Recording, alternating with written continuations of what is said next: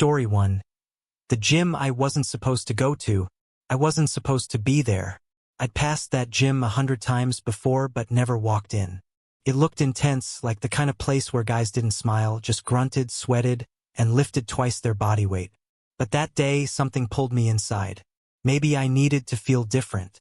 Maybe I was running from the awkward date I had the night before. Or maybe I was chasing a feeling I hadn't been able to name yet. The scent of rubber mats and cologne hit me first. The clink of metal, deep voices, the thud of dropped dumbbells. And then him. He was doing cable crossovers near the mirror.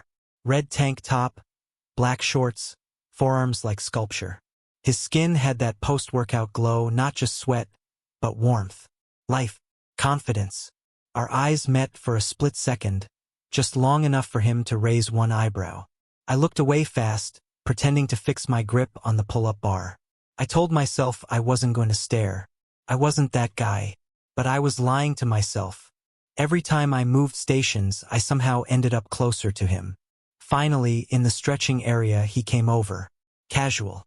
Like it was no big deal. "First time here?" he asked. I nodded, probably a little too fast. "Yeah. I just moved into the area." "Cool," he said, holding out a hand. "I'm Mason." He had the kind of handshake that made you feel like you mattered. Firm but not aggressive. Warm. We talked. About workouts. About playlists. About favorite post-gym meals. Nothing deep. But something about the way he looked at me when I talked felt like I was being seen. Really seen.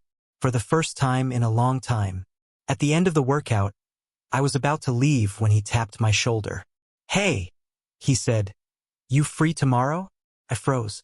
"Why?" He shrugged. "You look like someone who'd be fun to hang out with." "Coffee?" I smiled. "Yeah, I'd like that." That one coffee turned into hours. Into texts that made my heart race.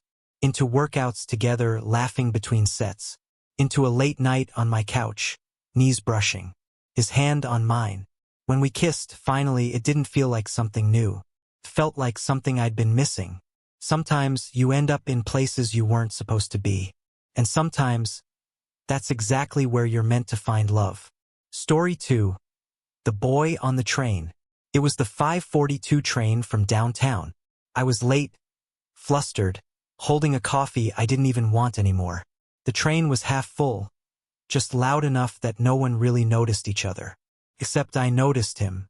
He was sitting across the aisle, earbuds in, gazing out the window like the city was a movie and he knew every plot twist. Tousled brown hair, denim jacket, a journal on his lap.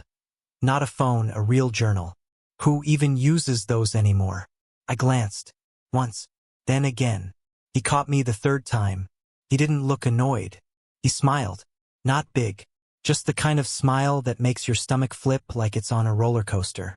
I looked away, heart pounding. We got off at the same stop. I walked fast, not sure if I wanted him to catch up or not. And then he did. "Hey," he said, voice smooth like jazz. "You looked like you wanted to say something back there." I stammered. I didn't want to be rude." He grinned. "You weren't. I'm Theo." I told him my name. We walked together. No rush. Like we both had nowhere else to be. Like maybe the train had dropped us off into a different world. "I write poetry," he said, tapping his journal.